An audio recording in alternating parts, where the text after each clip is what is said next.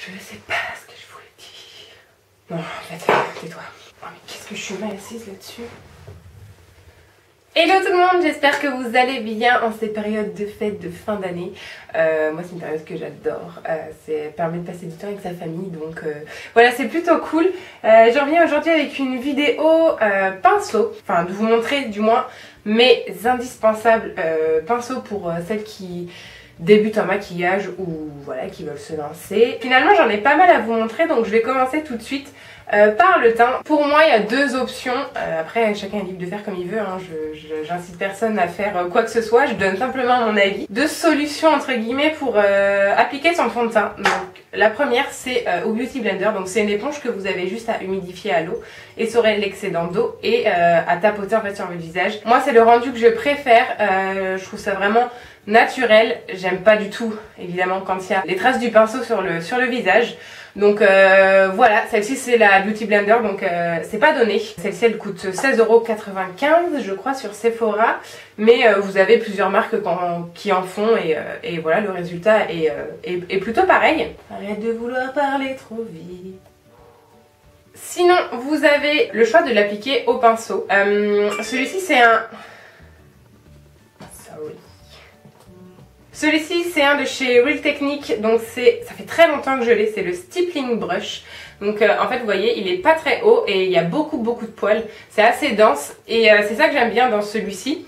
Je trouve qu'il fait pas beaucoup de traces parce qu'il est dense, donc ça permet de bien diffuser le fond de teint. Les Real Technique vous pouvez les retrouver chez Monoprix. Franchement j'aime beaucoup ce pinceau et j'ai découvert récemment, enfin j'ai découvert...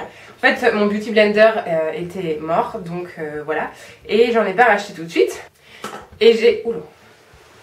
Je casse tout. Et j'ai celui-ci qui était sale, donc en fait j'avais pris celui-ci de chez ELF qui n'est absolument pas prévu pour le fond de teint à la base. C'est un pinceau pour le contouring, donc pour tout ce qui est voilà, creux des joues, etc. C'est plus facile pour ça, dû à sa forme. Où là du coup, pour le coup, les poils sont vraiment très denses.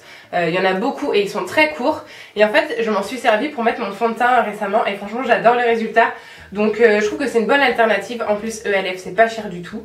Donc si vous voulez des pinceaux pas chers, foncez chez ELF, ils sont plutôt bien. Donc pour continuer dans le teint, pour moi il est indispensable de poudrer mon visage parce que j'ai tendance à briller. D'ailleurs je brille. Donc pour ça j'utilise le EM1 de chez Elsa Makeup. La plupart des pinceaux que je vais vous montrer ça vient de chez Elsa Makeup. C'est le premier set de pinceaux qu'elle a sorti, je le trouve vraiment bien. Le rapport qualité-prix est top. Donc voilà, les poils sont doux et pour moi c'est primordial parce que clairement de se peinturer la tronche avec des pinceaux rêches, merci mais non merci. Donc celui-ci c'est le pinceau poudre, donc voilà, il est super doux. J'aurais pu vous montrer des pinceaux propres j'avoue, mais je les ai lavés récemment et depuis je les ai utilisés. Et voilà, j'avais la flemme de les laver, je suis désolée. Moi j'aime bien quand il est assez large pour pouvoir bien prendre la poudre dans son récipient. Pour celles qui veulent mettre du bronzer, moi j'ai celui-ci de chez Real Technique, donc c'est le blush brush, donc à la base c'est prévu pour le blush. Mais j'aime bien le fait qu'il soit un peu comme un œuf, un peu pointu. Je trouve ça plus facile pour mettre le bronzer par exemple dans le creux des joues. Et il y a celui-ci où je vous disais où ELF en a fait un spécialement pour le contouring et pour le bronzer. Mais c'est vrai que celui-ci il est assez bien, donc voilà, le fait qu'il soit pointu ça épouse vraiment bien la forme du visage.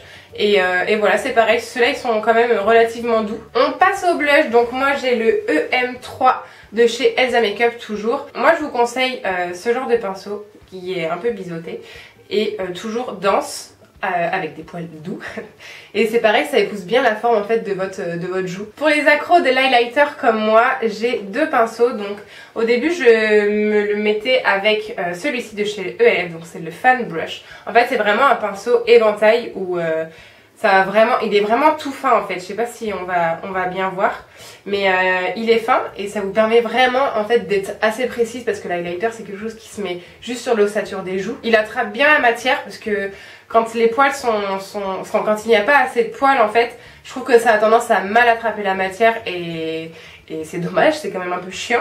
Donc voilà, et j'ai découvert récemment celui de chez Zoeva, donc c'est le numéro 105, le Luxe Highlight. Voilà, il a en fait c'est un peu la même chose que celui-ci, mais en beaucoup plus petit.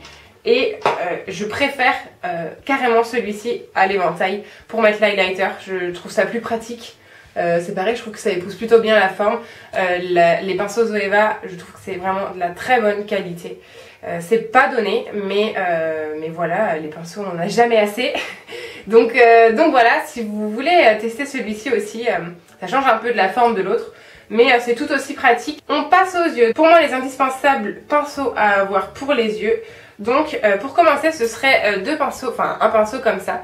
Vous voyez, en fait, ils sont très gros et il y a beaucoup de poils. Donc là, j'ai le Essence, le Eye Blender Brush. De chez Essence, donc je l'ai payé 3 fois rien, et celui-ci je l'ai eu chez Kiabi, il est plutôt bien aussi. Moi je m'en sers pour appliquer en fait ma première couche de fard à paupières qui est généralement une couleur chair. Si vous regardez mes tutos vous allez voir normalement ces pinceaux là pour estomper. C'est vraiment top pour estomper grossièrement quand vous appliquez pas de matière dessus, mais vraiment pour estomper, pour fondre les couleurs entre elles. Je trouve que vraiment ces pinceaux là c'est super utile. Ensuite pour appliquer tout ce qui est fard sur la paupière mobile, pour moi les pinceaux plats, donc c'est vraiment un pinceau voilà, plat comme son nom l'indique. Pour la paupière mobile c'est vraiment top. Là c'est le EM5 toujours de chez Elsa Makeup. Il est vraiment bien et je pense vraiment que ça c'est le pinceau numéro 1 à acheter. Avec ces deux là. Donc là ils sont différents tous les deux. On voit qu'il y en a un qui est un tout petit peu plus pointu que l'autre. Donc moi celui-ci je m'en sers pour fondre mes couleurs dans le coin externe et dans le creux de mes joues, j'allais dire. Dans le creux de paupière et mon coin interne. Je trouve que voilà c'est vraiment pratique pour épouser la forme de l'œil. Et celui-ci plus pour estomper, tout pareil. Et la base du maquillage c'est l'estompage. Et en plus ça rime. On adore. Pour terminer avec les yeux, j'ai deux pinceaux, donc ça c'est assez optionnel je trouve, mais c'est un pinceau biseauté pour celles qui sont plus à l'aise par exemple avec l'eyeliner en gel. Pour appliquer l'eyeliner sur la paupière c'est assez pratique. Voilà, si vous voulez tracer vos sourcils avec un pinceau comme ça, c'est plutôt pas mal aussi. Et pour terminer, ce serait un pinceau crayon. Celui-ci c'est un de chez Kiko, c'est le numéro 207. Donc c'est vraiment un tout petit pinceau. Moi je m'en sers assez régulièrement pour tout ce qui est ras-de-cils inférieur. Il faut pour moi quelque chose d'assez fin pour mettre de la couleur à cet endroit-là. Donc je trouve que les pinceaux crayons, voilà c'est le bon compromis. Alors moi j'utilise pas de pinceau pour me maquiller les lèvres, donc voilà, je vous en ai pas montré dans cette vidéo là. Après libre à vous de prendre n'importe quel pinceau et de l'utiliser de la façon dont vous voulez. Ah si, j'en ai un autre. Alors je me sers beaucoup aussi de kabuki, donc ça c'est des pinceaux qui sont très courts en poils, très denses, qui servent à estomper par exemple si vous avez fait un contouring un peu trop forcé, vous avez eu un peu la main lourde dessus. Et j'en ai un plus petit et je m'en sers aussi celui-ci pour mettre mon bronzer quand je veux vraiment que ce soit très naturel. Voilà, c'est un pinceau que j'utilise beaucoup. Donc celui-ci c'est le Face 104 de chez ELF. Et celui-ci, je l'avais eu dans un non, où est-ce que je l'avais eu? C'est un Dior en fait, mais c'est quelque chose que j'avais eu avec un produit en fait. Donc voilà, mais il est top. Donc voilà pour moi de petits pinceaux aussi à avoir pour estomper au niveau du teint. J'ai terminé avec mes pinceaux indispensables.